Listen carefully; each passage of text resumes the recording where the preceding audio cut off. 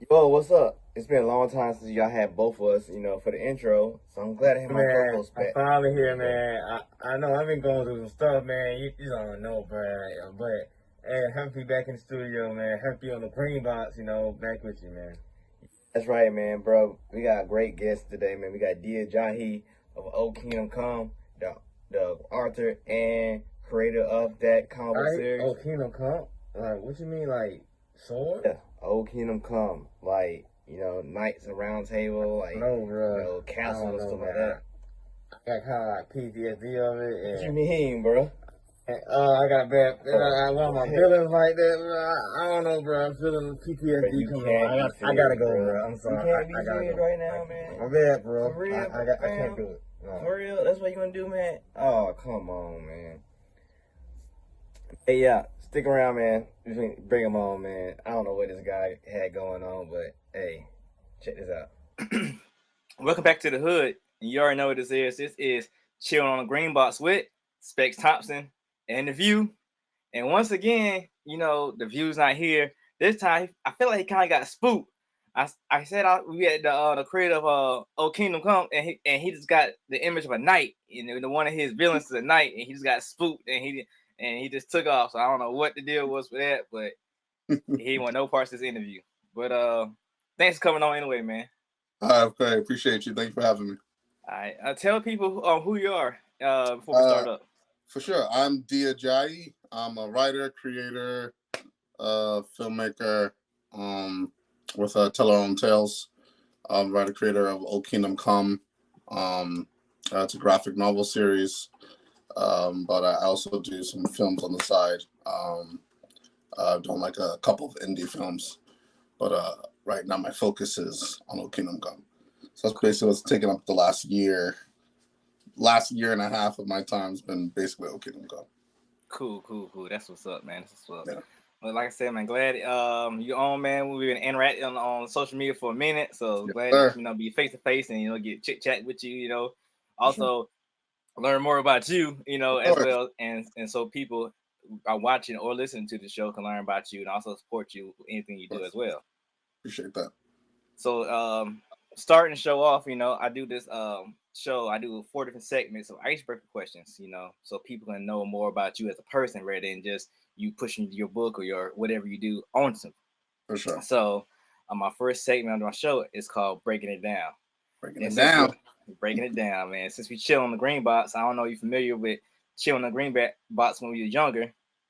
I mean, I missed it, but I get it. Like, You, cause I like high school. I didn't do high school in the States, but when I came back, I was like, all right, I see what okay, you. okay, Yeah, yeah, we kicking on the green box. I know what you mean. okay. So breaking it down for people who don't know, on the green box, you normally chill with your friends. You'll break certain topics down, certain things down with your friends. Yep. So right now, I can break your brain down so people can learn more about you as a person. For sure. I So, like so that. you ready? Yes, sir. Let's do it. All right. In your life, who has inspired you the most? Who has inspired me the most? Um, One person, right? Yeah. Uh, Oh, yeah. If you got multiple, that's cool too. I it'd mean, be my sisters. I'm the only boy. So it would have to be my sisters, all older than me. So that I'm and that man, I got I'm a the little same bit way. of Yeah, yeah. yeah. You know, when your older sisters kind of raise you, you take a little bit of like Shang Tsung. You kind of take a little bit of each of them. So so definitely be my four sisters for sure. Yeah. See, my mom passed away when I was in fifth grade, so then I just had an older Man, sister. So yeah, so like, so I understand where you come from with that. Yeah. that's appreciate you. Yeah. Next question. How do you feel about clowns? Indifferent. I know some people feel kind of weird. I know some people feel kind of weird. I'm pretty indifferent. I haven't been around a lot of clowns. I probably went to the circus once, but I'm pretty indifferent when it comes to clowns. As long as like as long as there's some personal space respected, I'll probably be all right. But I'm pretty indifferent with clowns. How about you? Well, I'm okay with clowns. As a kid, I had a problem with white makeup. White makeup just made me throw up. So I think it was like, Oh no, yeah, I think it was like just me watching scary movies and thinking it's dead. drama. They're dead. I never got to watch it as a kid, so See, I didn't get that. that's what I was about leading to. See, I think people who had older siblings who watched it, they made them watch it, Yeah, or some kind of clown type horror movie. Those are yeah, people who are scared of clowns. But I agree. so like I don't know I don't know how you are, but when I was young, I used to watch Rugrats, Rugrats. I and watch Rugrats. I think Chucky was scared of clowns, and I Chucky could was not. scared of clowns. I remember that. Yeah, yeah, And I couldn't never understand what's so scary about a clown. He's like he's yeah. got a big red fro, red nose. Like, what's so scary about him? But now since I didn't care for it. Uh, like growing up, it just didn't intrigue me. But Exactly. the new movie, I watched that. Then Whew. I went back and watched the old one. I was like, oh, I see why people are scared of clowns Yeah, that'll now. be messed up now for Yeah. sure. Yeah, yeah. Then Oh man, I think another movie was Attack of the Killer Clowns. no. Alien Click. Yeah, Mars Attacks. no, it's a oh man, it's a Attack of the Killer Clowns. It's a horror movie where aliens come from a different world, but they're alien clowns and they come down killing people. Let me see the name of the movie. Oh damn! You see, a lot of the classics that I gotta watch too. And it's coming. They rebooting it too. Nah, of course they are. There's Yeah, nothing else. Yeah, I don't know if they're rebooting it for a TV series or a movie, but let me see. Oh my god.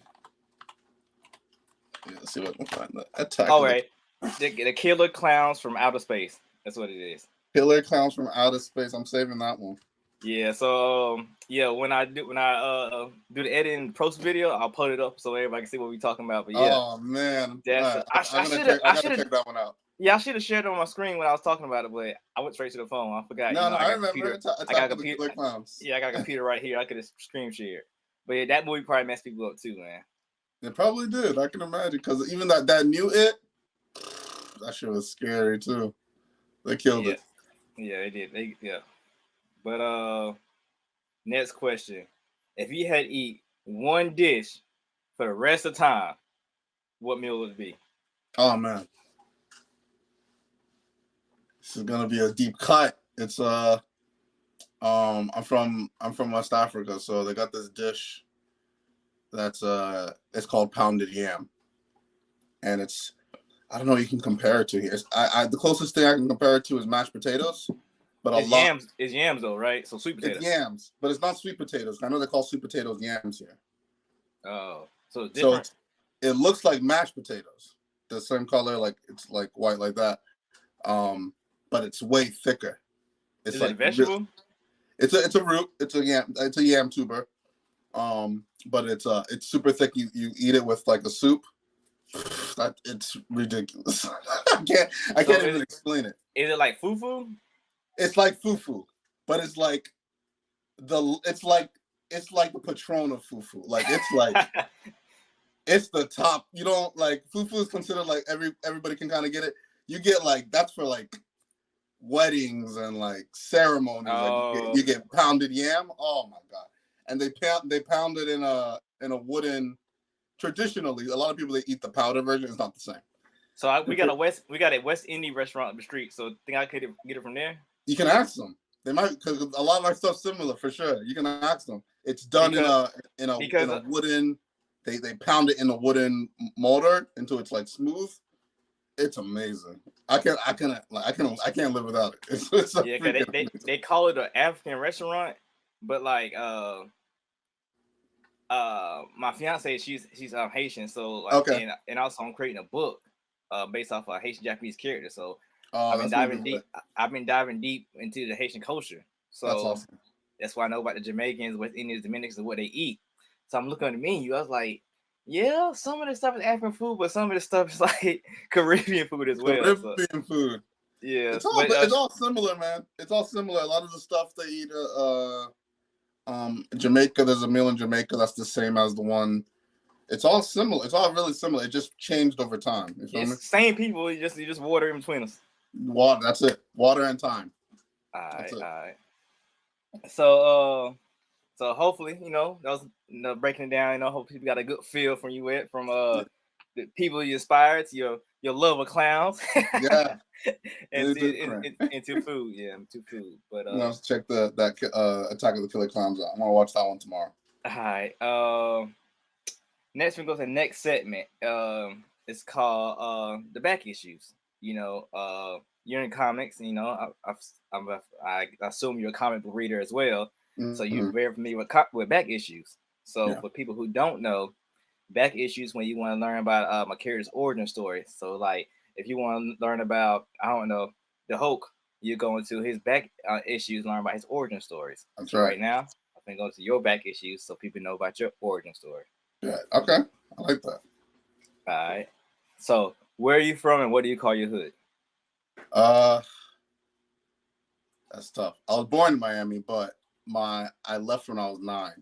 I went to Nigeria when I was 9. So I really say I'm more from Nigeria because that's when I became aware of stuff. So was it a culture shock? You know what? It was, but it was welcoming because I was getting into trouble. I was doing hood rat shit before I left. My mom was like, "That boy's wild. We gotta ship him to Nigeria." Yeah, all them Haitians down there, man. Yeah, I'm telling you, I was getting wild. So, so I'd say more Nigeria. It was a bit. So, are you Nigerian? I'm Nigerian. My parents are Nigerian. I'm Nigerian. Oh, okay. So you first generation? Yeah. Okay. Yeah, but culture shock, but what really different. It was because I grew up in a predominantly like white area before I left. So when I went to Nigeria, I was like, damn, Halle Berry's everywhere, everywhere. So yeah, it was really different. It was really different, but it was awesome. So education wise, as you left when you was 9, when did you come back? I came back when I was 18. So you went straight to college, or you didn't go to college? Straight to college, Orlando. So how did that affect your education wise? Like, was you like ahead or behind? Or how did that work out? I got it when I came back. I was ahead. So because before I left, I was more of a class clown. Like I used to I was not. I was 8, 9. I was joking around, but one of the culture shock things that you just mentioned was that's not like I used to get, if I got a 0 here out of 20, I'd put another 0 and put dots on it like titties and show my friend. That's not funny there. They think you're dumb as shit. So, they don't play none of that. They don't play. They're like, okay, you got a 0. Good job. It switched my mentality to I actually want to do well in school and shit. So yeah. So and then obviously so that competition, so that's good. That competition wanted to do well in school. And then I went to a more traditional school. So they used to bring the sticks out. Wow. Yeah, I was gonna ask you about that when you start drawing on things on a 0. I thought they was gonna bring that stick out. But I was gonna ask you about that too. I was gonna ask. Yeah, they did that. They used to get their whoopings in early. I don't think they do it anymore, but yeah, I used to get those.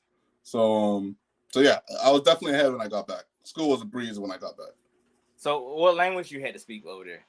It was English. They were teaching English. You learned second languages, which would be Yoruba. You had a choice of Yoruba. There's 3 main languages there: Yoruba, Igbo, Hausa. Was you already familiar with it beforehand? No. Well, my parents are Yoruba, so they speak it at home. So I went with Yoruba, but I learned a little bit of Igbo, and the other one I learned a little bit of it. I could probably carry a Yoruba conversation, but the other two I know a few words. Okay. Yeah. What part of Nigeria was you in? It's called Agbado, which is I think it's the land of corn or something. It was the outskirts of the city. So I wasn't really in the city. I was more on the outskirts. So the airport was an hour away. The downtown was an hour away. Quiet though, it was really quiet. It was peaceful growing up that way. So I was away from the city. All right.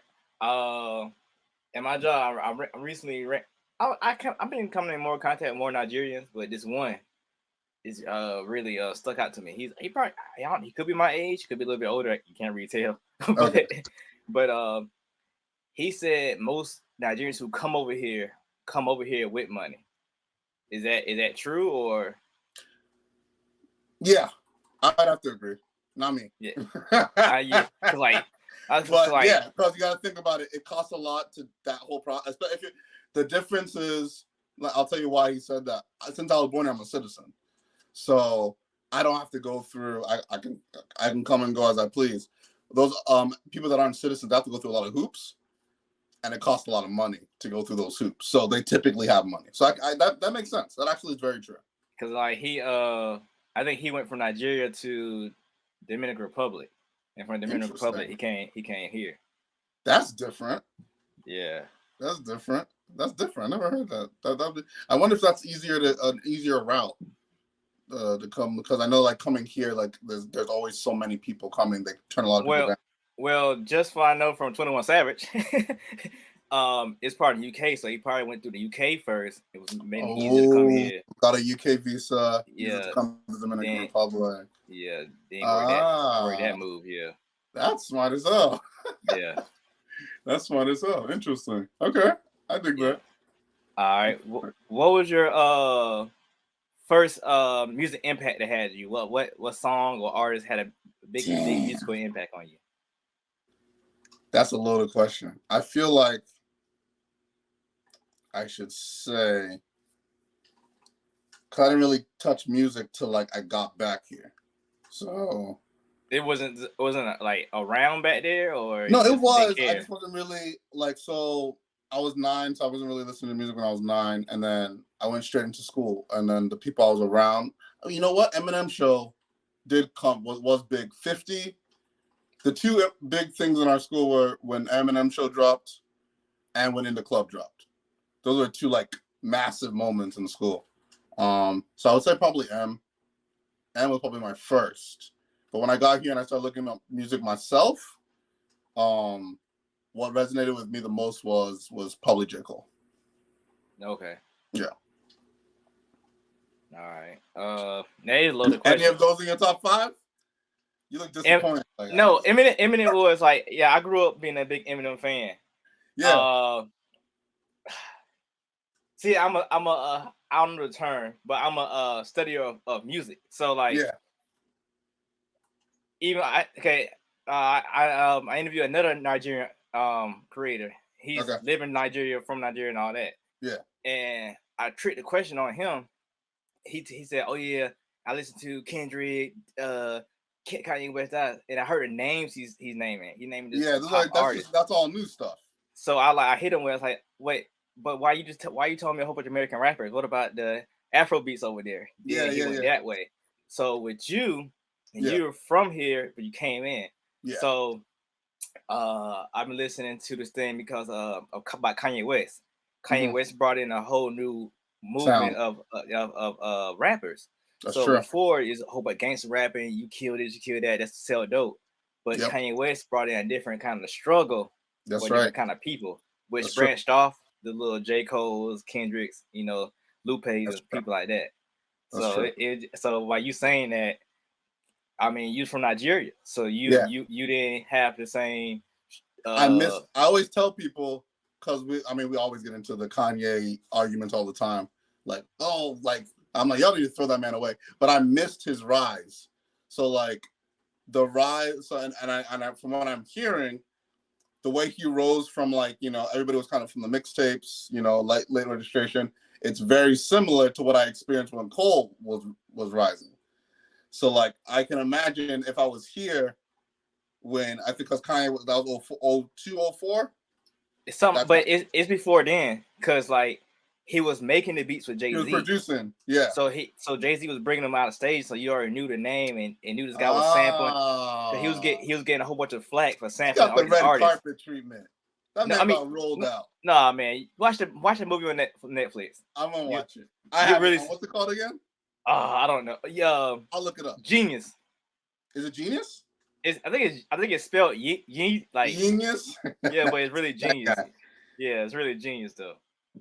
But I can give it to. I missed so, and that's an interesting topic, and I don't want to go too far off. I don't have that connection to Kanye the way people do here. So like with all this craziness of now, I'm like, y'all need to throw that man away. Just throw the. They're like, oh, he's gonna change and all this, and I'm like, that man. But I didn't. But I understand that I wasn't here for how when I came in, he was already doing Monster. But if you know him, he always been like that. Like, so it's not new. Yeah, you just like ha ha ha ha. You know, it's cool, but then he's like, he keeps like you try to get something here, something there from, but now it's like every day, like all I'm the saying this time. stuff because he's rich. He don't care. You Like don't care. like the Adidas thing. He said all that stuff, and Adidas took him back. That's true, yo. That's true. That's true. Yeah, That's true. No other way to cut it. No other way to slice it. That's true. They took him back. At the end of the day, they took him back. yeah, because they lost all that money. They lost a lot of money, man. It's true. It's true. It's true. Yeah, Yeah. I'm gonna watch that because that's one thing I've always been like. There's a huge love for Kanye here. Huge. It's massive. But I because get I missed the role. what I was saying was he represented a group of people A whole group that of people. I guess like the middle class. Oh wait, the reference that another podcast said he's you watch Family Matters? Yes. The son, he's basically him.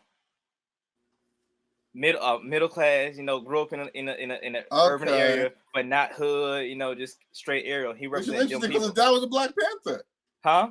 His dad was a Black Panther. What I mean, but he wasn't shooting dice or slinging or had a sling crack at 9 years old. I feel you. You're right. You know, he went to school. You know, he probably played a little basketball. Like, but he was True. always straight. He represented a different class of he probably Black American. If somebody showed him some coke, he probably know what it looked like, but he didn't sell it. And like he probably So that brings the people. And that's interesting. Yes, because that's why he beat 50 Cent. It was 50 Cent. I remember that. Yeah, I remember that. Yep. That's crazy. Yeah, that's interesting. That is interesting. I'm gonna watch that documentary too because I've always felt, and I'll get murdered for this, but I've always felt I'm gonna watch the documentary, and obviously after talking to you about this, I always felt like I'm like this guy's kind of overrated. I mean, he's not a top 5 spitter. He's not in top 5 spitters. So I'm like, what is this attachment to him? But I get it, like what everything he represented, the people that he brought in, the impact he made, it's undeniable. I get it. I get it. Yep. But next question. Yes, what's your that was a good one. what's your first comic book that you read that had an impact on you, or comic book related TV show? I like that you added that second one. That had an impact on me.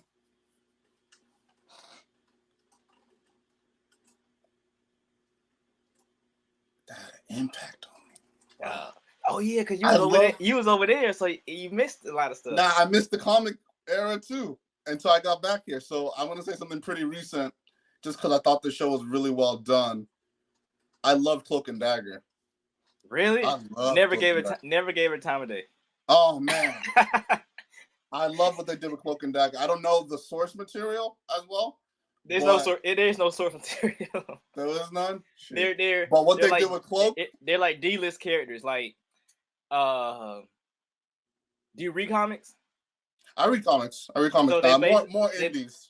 They basically like Dr. Fate or the Phantom Strength. Like they only come around when something's going on. Something's going on. So yeah, they got real big, I guess. During the Maximum Carnage era. Yeah. Oh shoot. Okay. Yeah, they helped out Spider-Man and Venom during that. That was it. That's their their claim to fame. I mean, that's the story I got. I mean, they got other stories, but it's nothing significant. Yeah. I mean, the big hit.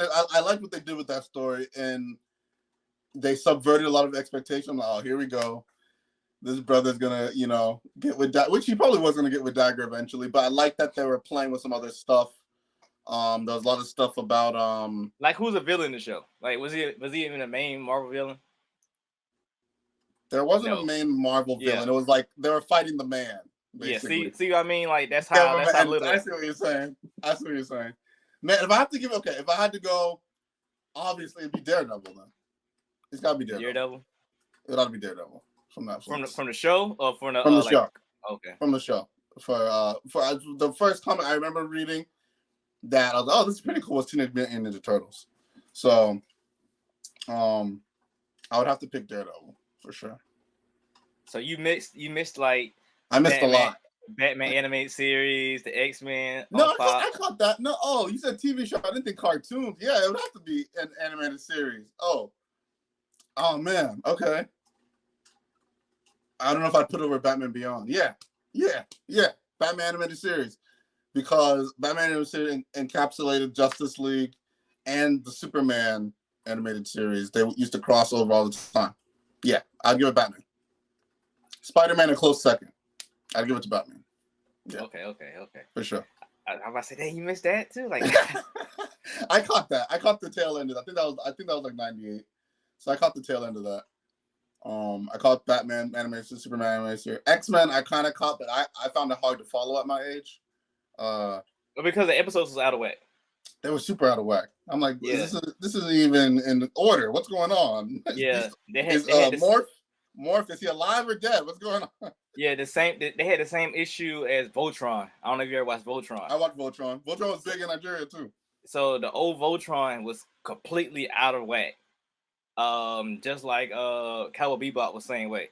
So that's how because I think toward the tail end of the X-Men show, it was two different studios working on it. So if you watch it on Disney Plus right now, and they got them in order like they should be, and you can see what the studios flipped, and it just became a whole different show. Like hilarious! I didn't know that. If you watch this scene, I forgot what scene it is, but it's Wolverine having like flashbacks, like some kind of trauma going on. Yeah, and he keeps seeing Deadpool, but who is Deadpool? We don't know who Deadpool is. Y'all never introduced who Deadpool is. So, oh no! And back then he was a assassin, so like he wasn't like an anti-hero or nothing. He was a villain. So, but we don't know who he was because they never introduced to us. Like he's a new character. Crazy. Yeah. So he would have been like Bane was in the Batman show. Bane had just came out and they threw him in the show. That's why he didn't talk or had no personality because he wasn't written yet. He wasn't fleshed out yet. Okay. Yeah, because crazy knowledge. I did not know that. Yeah, so in the show you see how Bane is like just like a brute. Even the movie, yeah. But in the comic, he's real smart, intelligent. Really? I remember. Yeah. That's funny. Yeah. So I guess this question, it would be you would be later in life though, but when did you find out that you're a blurred? Oh, when I found out I was a blurred, probably when I got here. Yeah, that's what I thought. Yeah, probably when I got here. When I moved here, it was just because I didn't know nobody, so I just went to work, came back home, got on my computer, tried to catch up. I'm like, damn, this is different. This is different now. Oh, what's this shit? Watched mad anime. Got into anime. Was anime over there? Nah, it wasn't big. Not when. It is now. So like, it wasn't. So you didn't have like no Dragon Ball Z, no Sailor Moon, nothing like that. Gundam Wing. Nah. Wow. We watched. I watched a lot of older movies, so that's why I really have a love for film, because films I would just throw on any time of day. So it was pretty much movies and games. That was my life, like movies, video games. While I was there, this is when I got here that I'm like, oh shit, this is dope. I missed Static. I didn't catch any Static until I got back. I missed a lot of stuff people talk about now. I'm like, damn, I don't even know what you're talking about. Yeah, but it's interesting because I have a different view of it since I didn't grow up with it. So I'm like, oh, this is dope. This was good. So yeah, it was interesting. Okay. That's it for the back issues. That's a great origin story for you because you're so vast and you came from here, left and came back. So yeah. Just had that gap. yeah. It's a pretty big gap. It's 10-year gap. It is. Yeah, you basically got snapped away. Yeah, straight up. And a lot happened because, like, I always tell people, like, the 90s for film and creativity in the States was untouched. Like, the 90s, like, rap, music, movies. The 90s was the peak of, like, creation. But after the attacks on the towers in 2001, it's like everything shifted to the kind of content. Like, you got 24 now. Yeah. You got Zero Dark. Everything turned into, like, war and military-esque, and like, so all that creativity, the Matrix, all that stuff you got in the 90s was like kapoof. Like, and all the focus shifted to like patriotism and stuff like that. So like I missed that 10 years of that's all that was coming out. And when I got back, I'm like, oh shoot, like, where's the creativity? Where's all the movies at? Where's the new big rappers? Because like after M and maybe 50, and then like, and you're studying this, Kanye, yeah, but there was a vacuum. And then Wayne came in. That's why it like I told you, it shifted. That dope selling stuff wasn't there. It was gone. So now is the.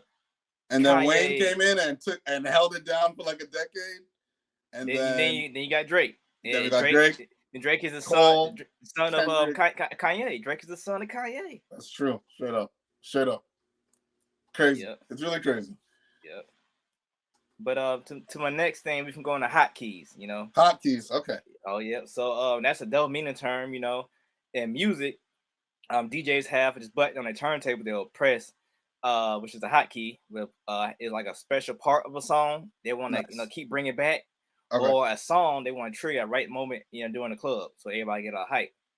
Nice. And also in comics, it's also the issue where a character was premiered, or big moment, or a writer, got on a project, or a key event that later on it paid off further down the road, but you need that issue to understand it. Nice. So in this show, the hotkeys is points or topics that you want people to know about you, so they can take along with you, so they know what exactly you do and what are you about. Oh, bet. Oh, shoot, I love that. This is really good, Specks. Hey man, I've been working, man. I listen to a lot of podcasts, and I took a little bit from there, and make my own. Dope. Hopefully I get paid by Black Effect, man. I love things that are well thought out. That's like my thing. I love it. I love like my brain working, so I dig it. I appreciate it. But well, see, I ain't know you was in the film and stuff like that, so I can change some of my questions up. Okay. But going back, we just talked about. I'm gonna do a leader question to go to my next question. So, Did you watch a lot of Black films before you came back? I watched a lot of African films. Okay.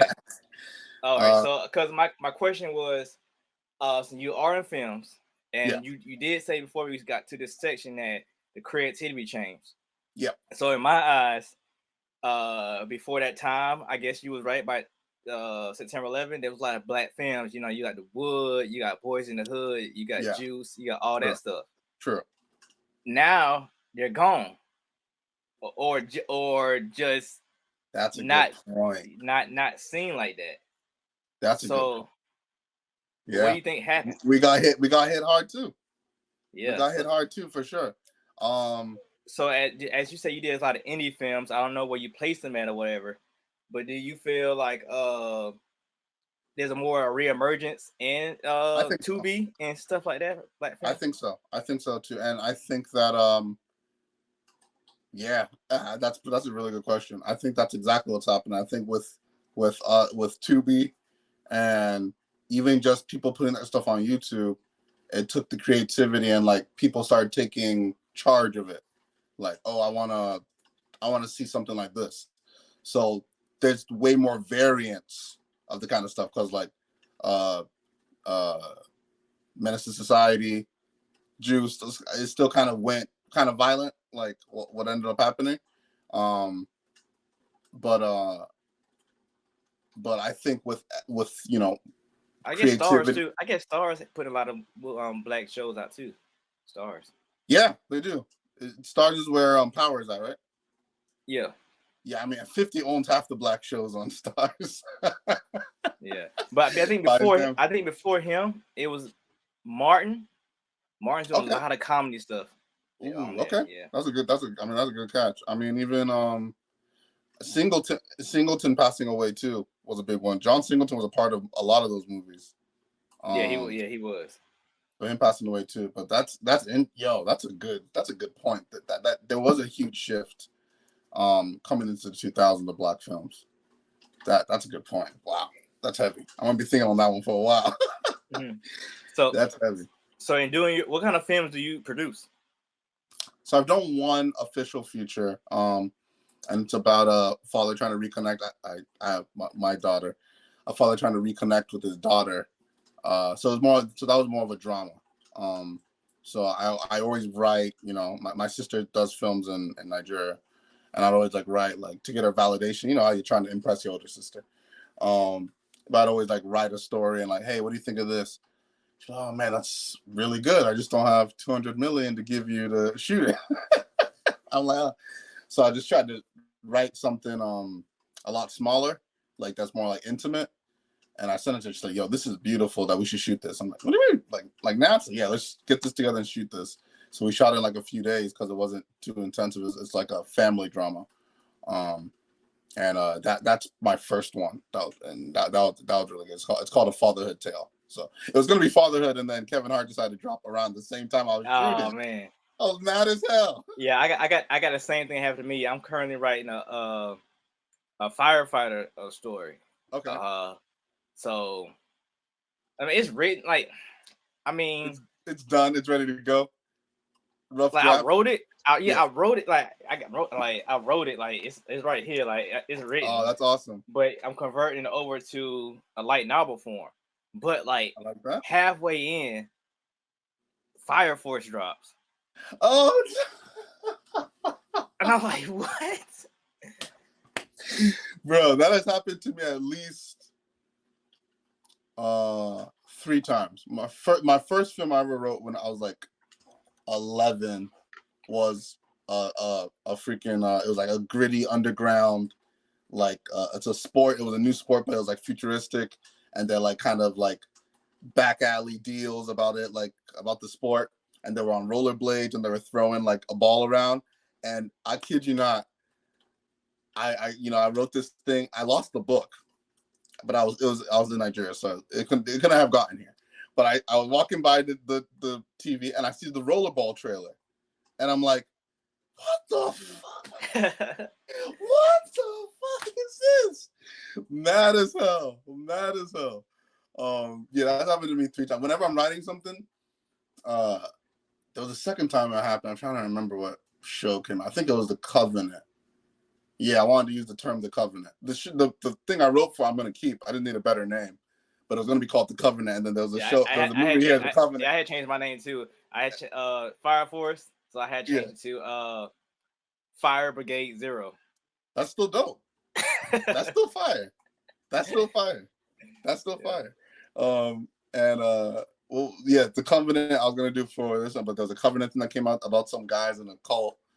And then what was it? And then Fatherhood was the third one, and that was the worst because we had a budget together. We had people auditioning. Oh man! I'm like, oh my god. So that was the worst. But yeah, the name. Whenever I'm writing something, the name kind of I like it intertwining in the story. So the name's really important to me to get right. With The View, first it became The View. That was named like the teaser thing I put out. Then I made Legacy The View because I have a endpoint of that series. And nice. Legacy, you gotta know the meaning by that word, probably what happens at the end of the book. But wow. His name, The View, like I know what I'm going for. Yeah. But if you ask him right now, I can't explain to you why his name is The View. I know. But it's gonna be something you understand as you read it. Yeah, because how his powers work. Yeah. So his powers works creation, he has to know about the objects. So you find out about that and find out like how people start calling him The View. So then you'd be like, oh, that's why he's The View. Because I don't know if I did it yet, but in the books, I don't think he refers to himself as The View yet. He doesn't. I like that. Yeah. So it's like a self-fulfilling title. Yeah. I love that. That's dope. All right. What's your is O Kingdom Come your only title? Yes. That's my only title. I wanted to get in because I was writing Fatherhood, And then we went to go. I'm like, my sister said, let's make this. I'm like, you're crazy. I don't know. This is my first. You want me to direct this? So we're talking to EPs, and they're like, yo, this is a really good script. Do you write anything else? And I was like, oh shit. I'm looking through my OneNote. I'm like, oh, I mean, I got this other story about ancient African kingdom that I wanted to do. But obviously, it's like, that's massive. It's like, they're like, yeah, something like that. Before you even pitch it, you want it market tested. You want to see how people will be it. It's like, have you considered a novel of it? I'm like, oh, yeah, I could probably write a novel. And then they're like, yeah, try it and let me know what you think. So that's why it was my first jump in to try and make a comic. So it is a comic, not a novel. It's a graphic novel. It's a graphic novel. Yeah. Okay. And what is it about? So it's about the fall of the Nubian Empire. So Nubia is the earliest recorded monarch in history. So in early history, it's the earliest monarchy, the first monarchy to have kings and all that. It's the first one. There's no debate. And then there's all these, artifacts, people that of all this amazing empire, how did it fall? What happened? Why don't we know a lot about it? So that's what I'm writing about. It's about how the gradual things that led to its downfall. Okay. So what made you pick a graphic novel versus doing a novel like the guy asked you about? Oh man, good question. So I was writing it and I'm like, man, how do I describe how do you describe culture to people, in a novel, people that if you haven't experienced it before. So when you're writing a novel, you're at the mercy of the reader's imagination, right? It's whatever the reader can imagine that you're going to be able to get to them. But when you made a graphic novel and you show them visually, now they're at your mercy of your imagination. So you can show them the outfits, you can show them the hairstyles, you can show them, things that they haven't experienced yet, and from other cultures. So that's why I went for a graphic novel. A lot more stuff that I could show in regards to outfits, in regards to things that would have been important and they would have been overlooked in the novel. So I mean, would it be overlooked because as a writer, you couldn't put as much detail so people can formulate an imagination, or you just wanted the more visual for it? Because I said, I'm writing a light novel, yeah. I started The Notebook. Yeah. So I wrote the story, but now I wrote the story as a comic. Then I started getting it done. I'm like, man, I'm already got that view going, and that's costing me this much money. And if I want this done, it's gonna cost me that much money. I can't do it, so let me do it in novel form. Yeah. So now I gotta the location. I gotta put the details. Oh, they're in this kind of building with charred floors and smoke in the atmosphere. Yeah. So I'm like, man, so much detail, so people get a visual view of where they're at. You know. Yeah, and that's the perfect reason. So the perspective I'm writing, this person these things wouldn't be foreign to the person, right? So, but I'm writing so if I was writing a novel for Nigerians, it could be a novel. They get what I'm talking about. But for people that don't know what I'm talking about, I don't want it to be foreign. It has to be authentic. I was reading. It's very interesting, brother. There's a sword and sorcery author named Charles Sanders. I was listening to one of his books about it was an Afro centric sword and sorcery story, but he was describing people, the African people, as someone that had been seen in African for the first time. And I was like, that's weird. Why, if this is a story about the people there, why are you describing them about their noses or something? You know what I mean? It's weird to describe somebody in a manner that as if you haven't seen it before. This is what you see all the time. So that nose wouldn't be weird to you. The features won't be weird to you because you see it all the time. So that's why I went for a graphic novel. So you still get to all those features and everything. You're forced to see it because visually it's already shown to you rather than me describing things in a foreign way. So I don't think I'd have that issue with a lot of other stories, but this one I had to be visual. Okay. Yeah. well, two things. Just looking through all your images. Man. I guess his boy right here to on the left. Yeah.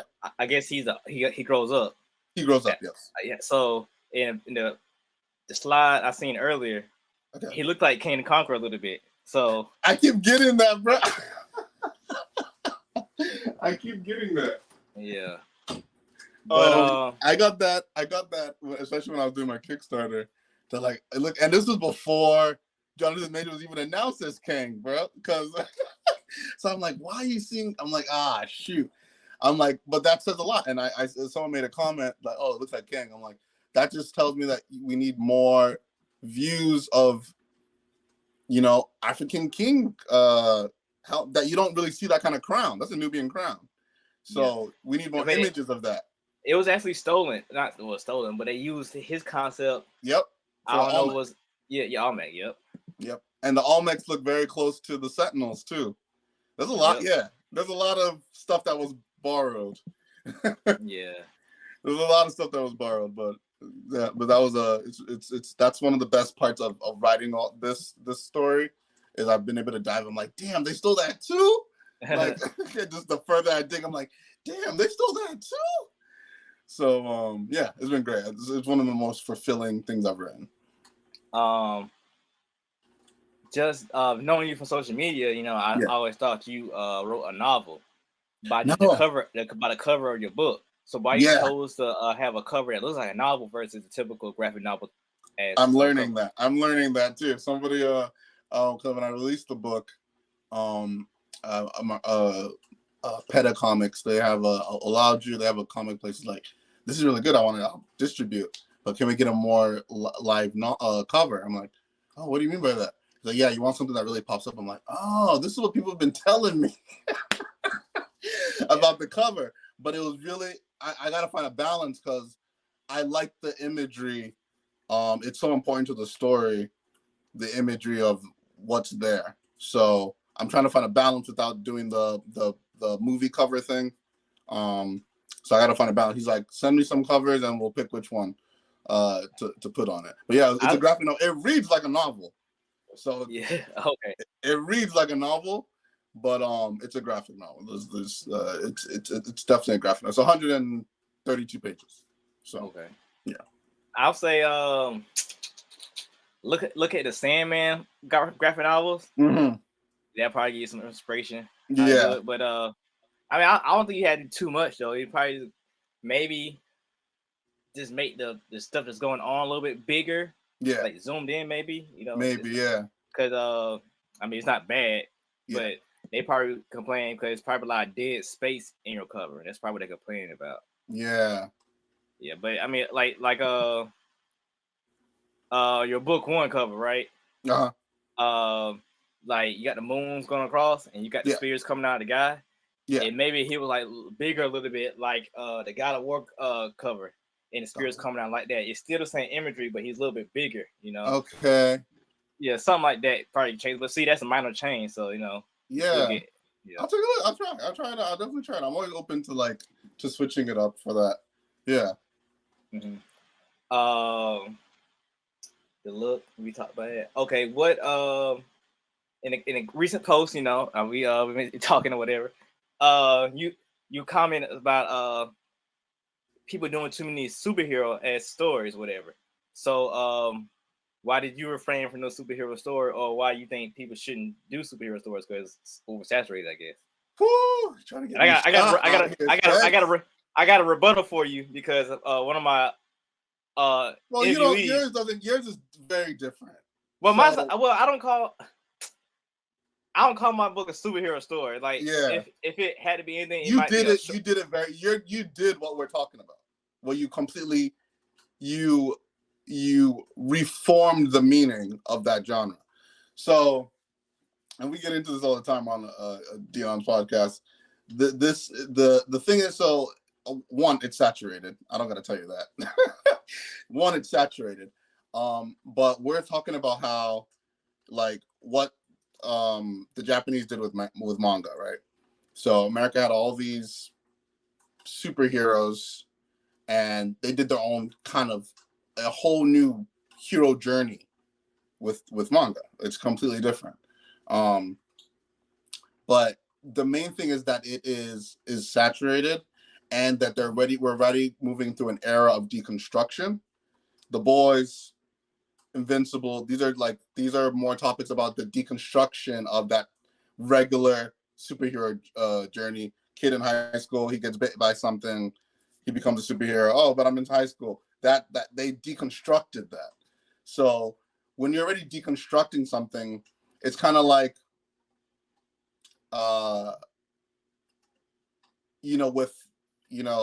with the general society view of police right now, and then you make like a pro-police movie. It's like that the time for it, like the time for those kind of movies have kind of passed, until we find it again. So I don't think we won't find it again. I think superhero will become way more popular again, but I feel like it needs to be toned down first, and then we return to it. I don't think we'll ever be able to overtake what the current bench of superheroes are. So that's really the reason why I refrain from it. I wouldn't want to do something that I know that there's a ceiling right there, and I'm looking at the ceiling and I'm still going to try it. So that's why I refrain from it. That genre for fantasy, that place is wide open. Ain't nobody in there. It's wide open. You can go in there and run amok. But the superhero, there's a lot of stuff in superheroes. That's why I went with that. See my rebuttal. Hit me. One of my interviewees, they brought it to my attention that reason why America has so many superhero stories and superhero stuff like that, because basically it's American fantasy.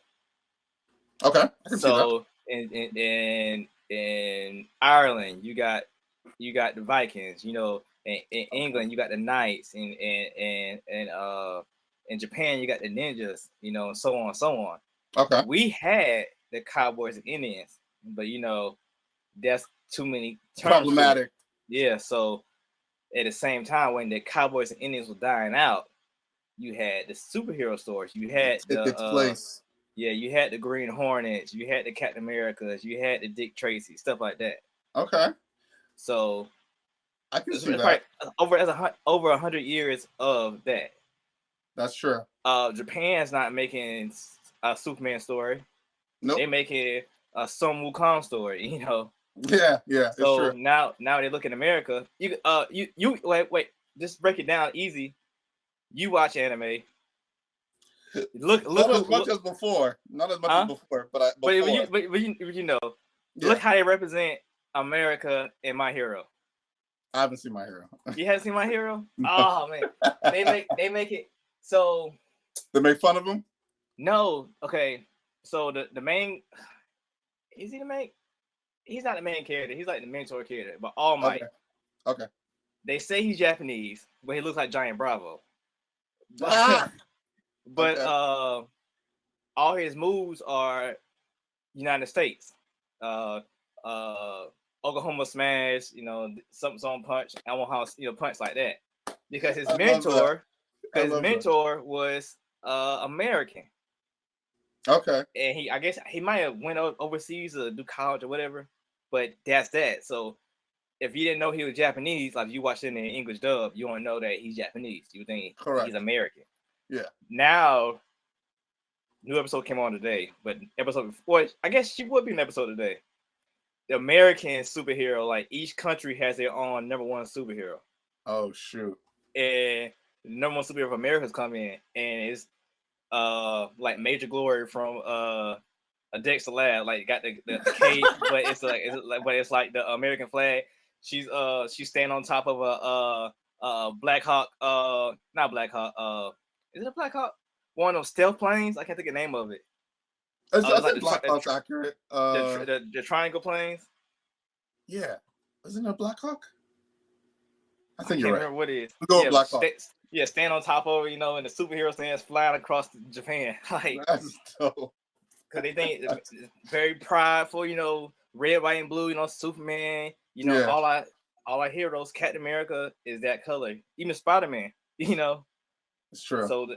No other country is making superhero stories. Even like England, they make it like Doctor Who and Sherlock Holmes and stuff like that.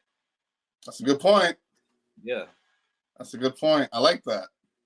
Yeah. So like I get it, but like you saying my books, like once I get rolling like I want to, like I got so much stuff that I'm gonna spill. Like even in the firefighter, they're more like the damage control. I don't know if you're familiar with that. You know Ooh, I like that. yeah, so they exist in the same worlds of you, but they're actual firefighters.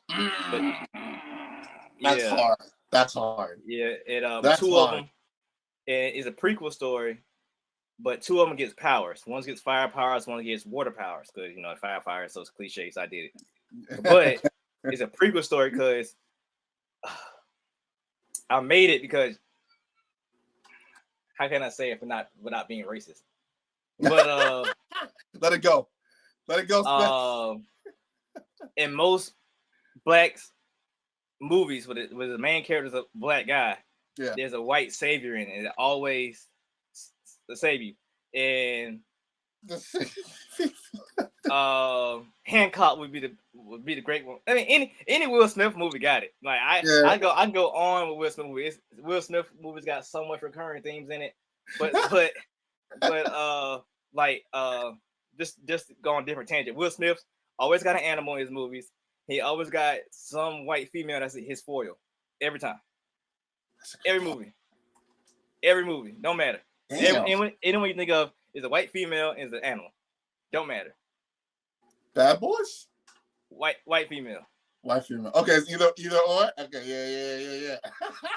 And it's a dog. I think Martin had a dog in Bad Boys. He did have a dog in Bad Boys. Every movie, every movie. His contract. Every movie, and it's even so bad that in Hancock, the white female was his kryptonite. Yeah, that was pretty obvious. Yeah, that was right on the nose. Yep. But I've been saying I want to see Will Smith come back as a villain. After the slap, he needs to come back as a villain. Like he was a villain. He was a villain. He was a villain in Suicide Squad. But hey, he was not like you pity him. I mean like a villain, like he bad, like Lonzo from Training Day. But I think him and The Rock can't be villains. I think it's something going on with their image. They can't do that. Just how they betrayed in all the movies. Like every time they're a villain-esque character, they take a heel turn. So come on, man. But back to what I was saying, it's always a white savior.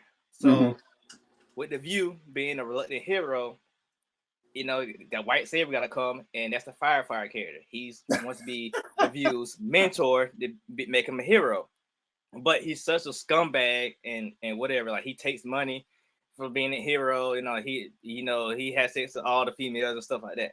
Oh, no. But reading the firefighter story, you get to see which one it is. I never say which one it is, until you got to find out who he is. And you get to find which one it is. They became the mentor because one of them turns to a villain, one turns to a hero. But I never saying which one does it. And you get to see why it went that way because it just went downhill. Like he got a group of kids, Professor X or whatever, and the kids got slaughtered. And someone was said, "Forget this," became villains themselves. His best friend turned to a villain. Like it just so much stuff, and he was like, "Man, forget it. I'm not gonna be a hero." And then I guess he's seen The View doing stuff on TV. He's like, I think go with this boy. This boy can be the one. And that's when he tried to nurture The View. But I like that. The View seeing him like, come on, man, I don't want to be a hero, but you got this, that, third going on. So it's a play on that. I like that. I like that a lot. I like that a lot. Yeah. But how do you feel about the indie creator community right now? How you feel like how they work with each other, how they are, and stuff like that? I think it's good. I think we're still trying to. Everybody's still finding their steps. That's the thing. Is there's no,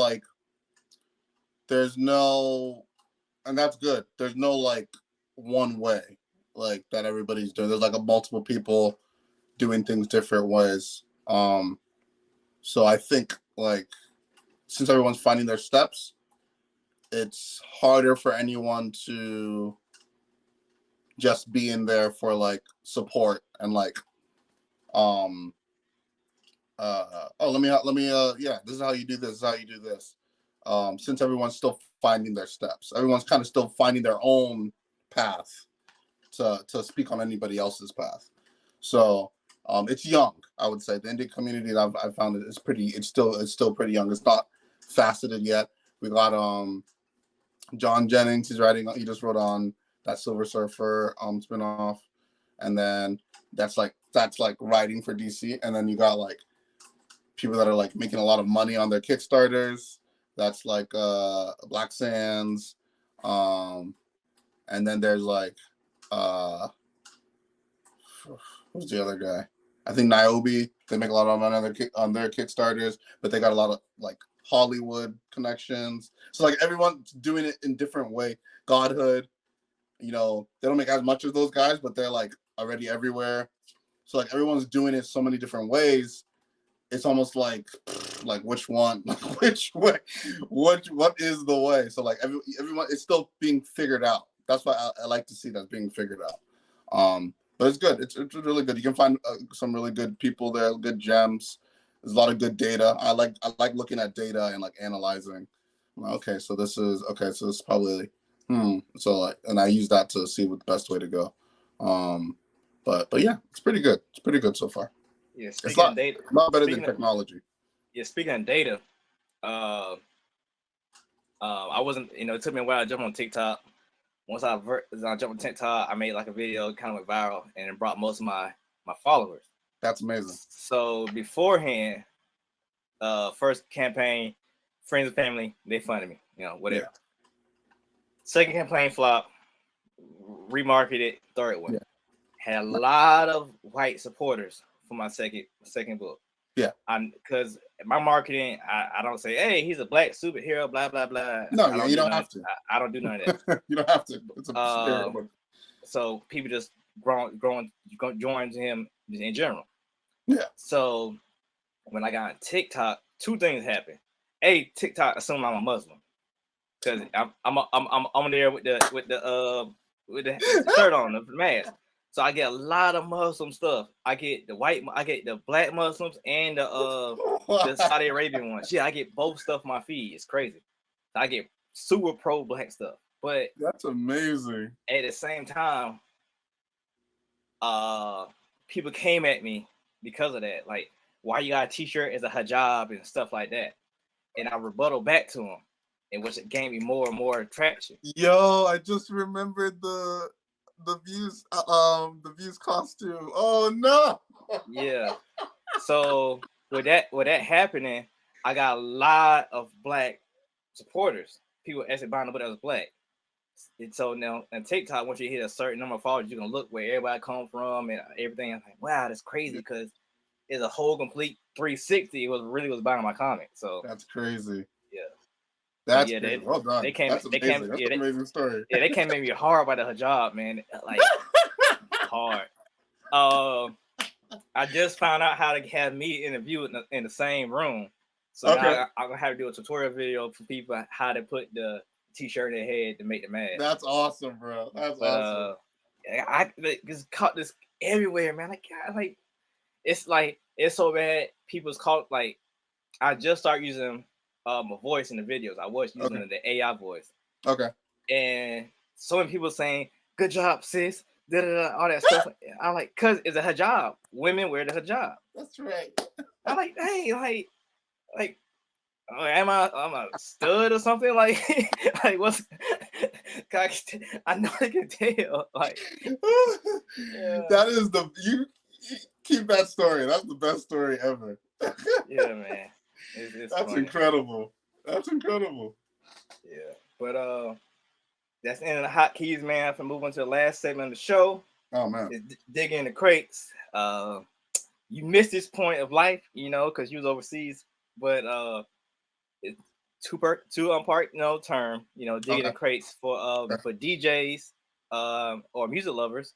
Okay. They go move through the vinyl, trying to find that vinyl they like, or the CDs, They can use it for samples. Yep. Or comic book collectors, they go digging through the crates, they get them books and that.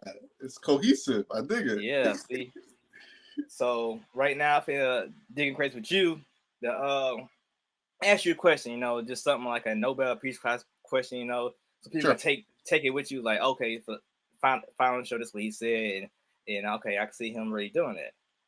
So my question to you, all right, since you are a writer, you got this series, that could be a TV series, because I guess just how it is about the kingdoms in Africa, and you can branch it off like what's the name of the show? Fire and Blood. What's the Gang of Thrones? Yeah. Oh shit, yeah, Game of Thrones. Okay. Yeah, I you can can see branch off. You can branch off so many things that way. that. Yeah. So I do a two-part question, I guess.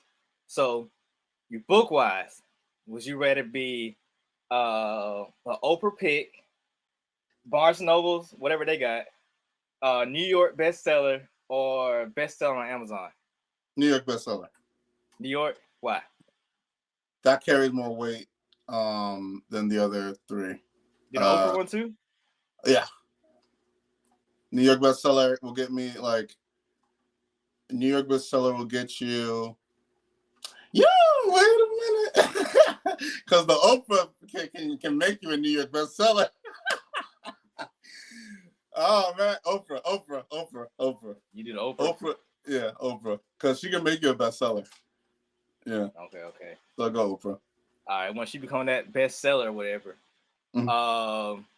What company would you like to pick it up? To do it, and would it be like animated, live action? So like, would you go with like the Netflix route that some people are going, or Amazon, or you'll hope something big like Warner Brothers will pick it up and you I would HBO hope for Max?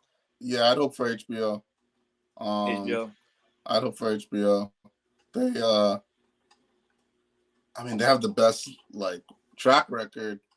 With adaptations? Yeah. Well, they have the best track record for critically acclaimed shows. Okay. So I would say HBO.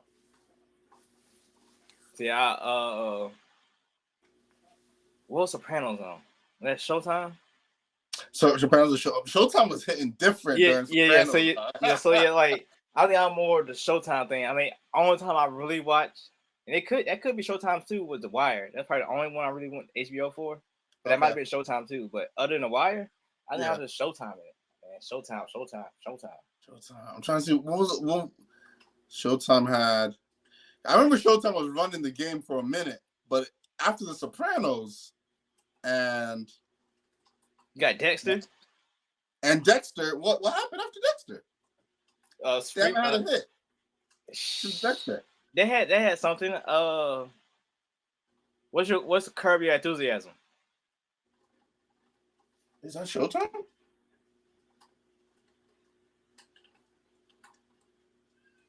Is that Showtime?